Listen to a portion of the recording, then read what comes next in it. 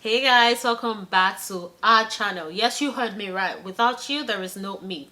And if you're just seeing this gorgeous face for the very first time, thank you for joining us. And please subscribe to this channel. So, in the last video, I talked about police brutality and racism. And I told you that the discussion was far from over. Yes, it wasn't over with. So today, I have an amazing surprise for you. Yes, amazing and surprise, all the same. I have with me a friend, a comedian, and a master of ceremony, MC. MC Solid in the house today. This is the first time we're doing this, right? I know. This is the very first time. So I have a guest in the house to share with us his insights about police brutality, what his experiences are about racism, and possibly talk about rape, right? So yes, I told you we're going to be talking about rape. So sit back guys and watch this.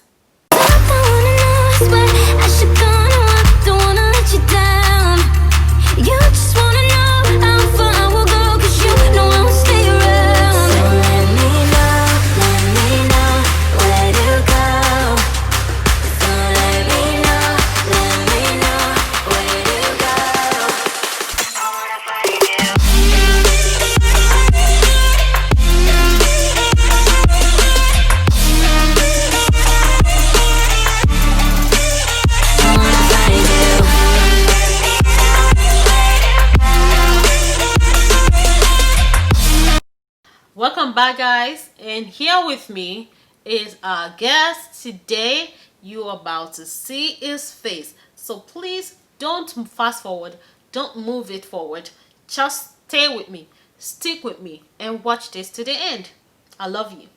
Welcome to this show, MC Solid. Thank you. And viewers, this is MC Solid. He's a staunch comedian. He is a very good one and also an MC. So if you need to do your own one-day party, your birthday, wedding ceremony, house party, anything that you want to do at all, he's there to MC for you.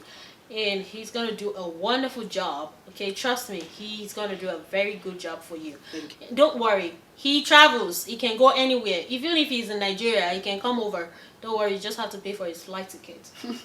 No problem. How are you today? How are you doing? I'm very much okay, and thank you for the invite. Alright, thank you. So today we're talking about racism and police brutality, and as well as rape cases. So I want to hear your view on those topics. We started talking about police brutality in the last video, and I want to know what you think about it. Like, how do you feel as a black man whenever you're on the road or you want to leave your house to go out? What do you feel? What comes to your head? How do you manage your day-to-day activity as a black man? Number one is the people out there that has been victim, maybe like the people that lost their loved ones on this same issue.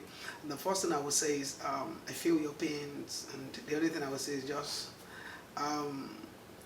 summon courage and move on. As a black guy or as a black man in the country, first thing we need to know is this. To me, that's how I think. If I said I've not been pulled over before, it's a lie. I've been pulled over, maybe speed and so on and so forth. Things might happen. But one thing I realize is understanding, patience. How do I mean? When you are being pulled over by police cars, first thing you need to think about is, think about it yourself. What's my offense? You know it if you are guilty of one thing or the other. Then put yourself together. You don't need to argue with them. Because I've come to realize when you have gun, you have power. There's a way you feel. So that's one thing you need to think about. You don't want to talk because you can talk. I'm sorry doesn't reduce your status. I'm sorry doesn't take anything away from you.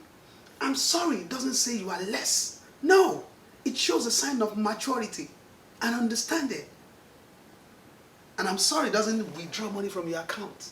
What you still have there still remains there, yo. But truth be told, I think where the problem lies is black people in court, we are not patient enough. That's why when we talk fast. Okay. That's why when we move fast. We want to do everything sharp, sharp and leave the road. I got you. I understand you. But in some cases, slow motion is the case. Truth be told, patience is the most important thing, and understanding. And when you look at the incident that has happened, I know some of the incidents, even the ones that I watched, it's obvious that the guy is still telling them stuff, but they don't want to listen. But I just think that before it gets to that stage, there are some things you should have been able to control. So, to me, it's a sad story. But the only thing I think we should always do is, whatever it is, let's calm down and attend to the case with a low tempo. So, I know we don't have that low tempo, right? But we can still control ourselves. When you were talking, you mentioned, you said patience, which is quite understandable. We understand that, a lot of black people, most of us are not patient enough. I have seen so many videos myself, and in those videos I understand, as a black man, they still want to, I have my rights, I know my rights, I want to fight for my rights. This is a country that, in centuries, they have not really given us as black people the chance to fight for our rights. And that is why this movement, the Black Lives Matters movement, is going on. We want the white folks to acknowledge us, that we are here, we are visible, and we are not dangerous. So we are not requesting, we are not seeking that they place us above them, or we just want them to be able to see us as equal. We're just fighting for equality here. So when you say patience, yes, I get it, and I always say that too. That is the problem that most of us have. We want to fight for our rights, right? But there's a man with gun. That's one saying that you made mention of that actually caught me. A man with gun feels like he's on top of the world. He can do anything. And when we talk about the cops, the US cops, they have a huge backing, a huge backup behind them. And that's why we are requesting for police reform, of course.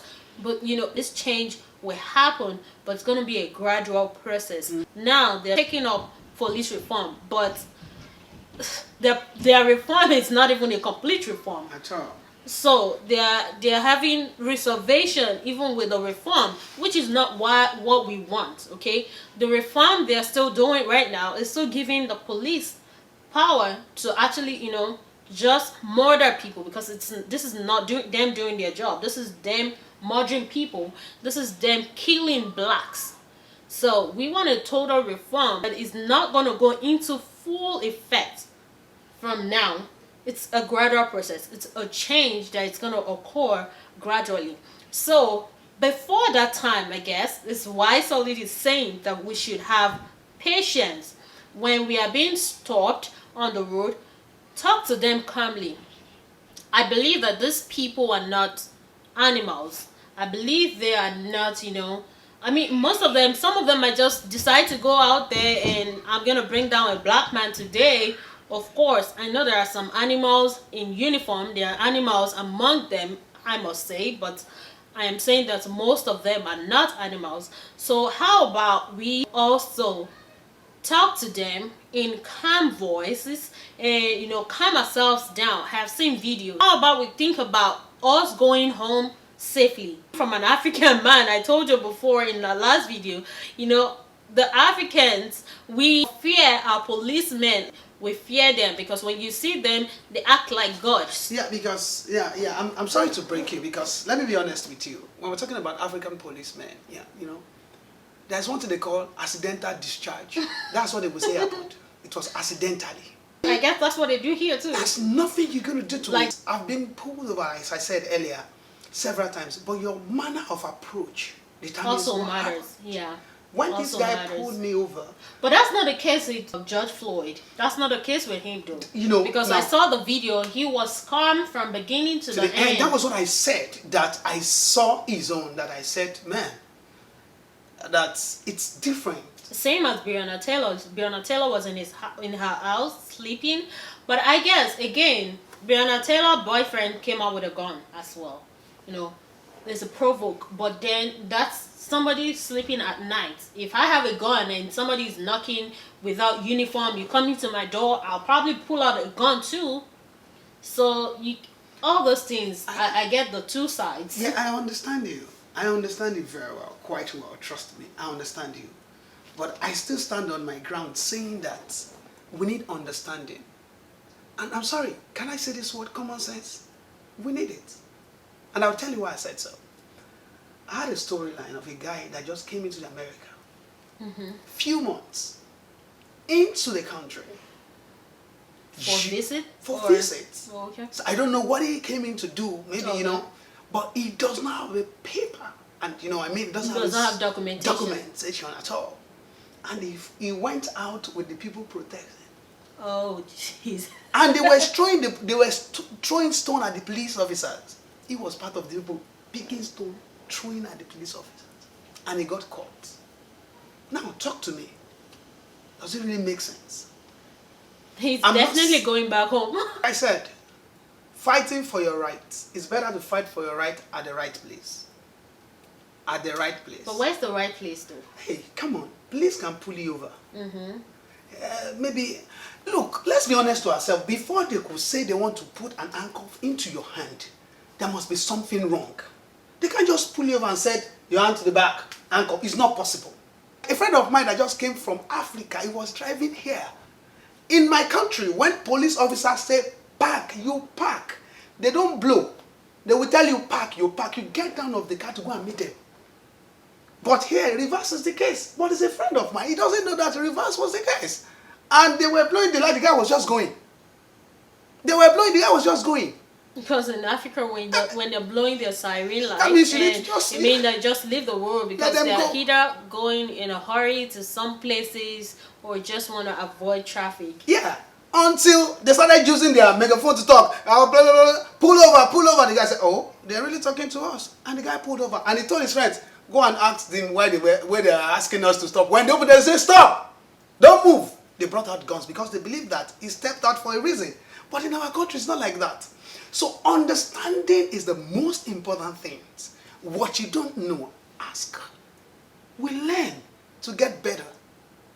So I feel that I'm still standing on my word that most of the things that has happened, I'm trying to understand me. I'm not saying the police are right. Get me right. I am not saying that. Because like you said, there are some that all they're after is just to do crazy things out there. And there are some, they're not like that. But I'm not saying they are right. But I'm still saying that if this person is bad, why can't you play your own part of being good Just in order not to allow the chance to do anything? Do not give them the excuse. Okay, because you can only fight for your right if you're alive. Alive, that's what I'm saying. You can fight for your right at the right place. Because when you are gone, hey, bro, sis, who wants to fight? Thank you. On that note, black skin is not danger. It's not a danger sign. But, well, this is the time that we're living. And like Salif said, we can only fight for our rights when we are alive. While we are on the road or wherever, can we just apply common sense, like he said, and just think of going home let's just think of getting home safely, because that's what really matters. That's what really matters. So we've talked about police brutality. Have you had any experience about maybe civilians or anybody just judging you based on your skin? Yeah, it has happened to me before. Can you share your experience? Yeah, that was when I was out of this country. And I was out of my country to another country. Oh, which country is that? Still South Africa. Oh, South Africa? And it's still Africa. But it's just because they are South. And we are West. West. You see? I went to the white neighborhood. I guess they have their neighborhood. So we went to the mall. The guy that picked me up at the airport, I was staying with him. It's just like a younger brother. And he said, bro, we need to go shopping. I said, I need to rest first. But he insisted. I said, let's go. I said, okay, let's go to the mall down here. He said, no, I want to take you to the place that it happens, I said, okay. When we got there, the moment we entered into the mall, and they now said that I should allow him quickly do something that is coming. And I said I should sit down. And I realized that everybody stood up and they created space. So I was just like, I was just the only one. Wow. I was wondering, what's going on? Wow. So when I realized that was a problem, I just took it off my face. I was just there, Just do your enjoying thing. myself. Like, their loss. Enjoying That's their myself. loss. Because it happens everywhere. It happens everywhere. Yeah. Even right here, it happens. Of course. Even the work that I still do till now, I feel it, I see it among colleagues. But one thing I've come to realize is this.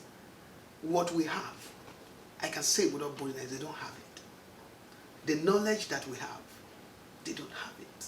So why can't you bring yourself down and learn?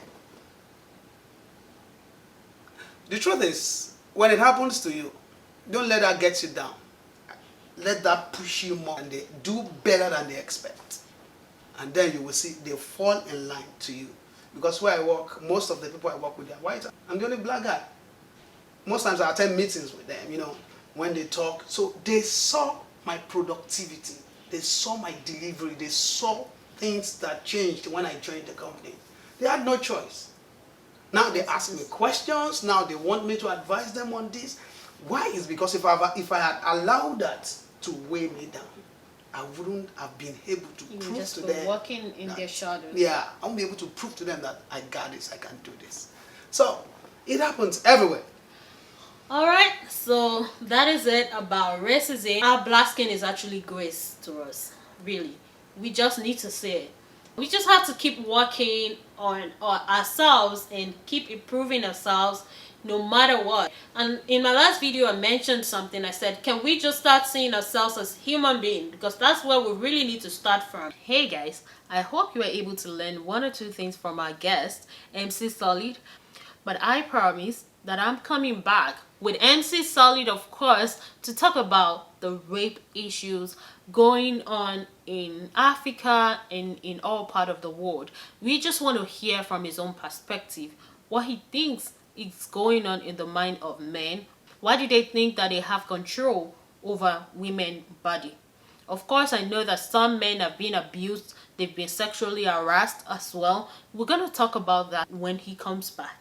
Hey guys, I hope you're able to learn one or two things from our guests. First of all, I want to apologize for missing a part of the video today. I know I promised that we were talking about rape today, but somehow I lost the video, so I take full responsibility of that. But I promise you that I will do everything to bring back MC Solid to talk about this rape issue going on in the world, in Africa, in Nigeria most especially. You know, I'm not going to skip this topic because it's a topic that gives me heartache whenever I see it or hear about it.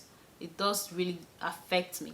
So I'm not going to skip it. I promise you I'm going to do everything it takes to bring MC Solid back for you to hear from him what he thinks about the rape and what he thinks goes on in the mind of men. And please do not forget as well to, you know, send me your questions, send me your thoughts. What do you think? How can we move forward on these issues that we have discussed today and that we are about to discuss? Give me something to talk about. Okay, as we're waiting for that, do not forget to stay calmly on the road. You know, behave yourself, because truth be told, this country, the world as a whole, has not given us black men and women the chance. We don't. We are struggling and fighting our way through to get that chance. Whatever chance that we get has not come to us on a platter of gold. So please remember that we can only fight for our rights when we are alive. So stay calmly, behave yourself, be patient, and may God bless you all. God bless the United States of America, God bless Nigeria, and God bless the world. Until next time, guys, I love you. Bye-bye.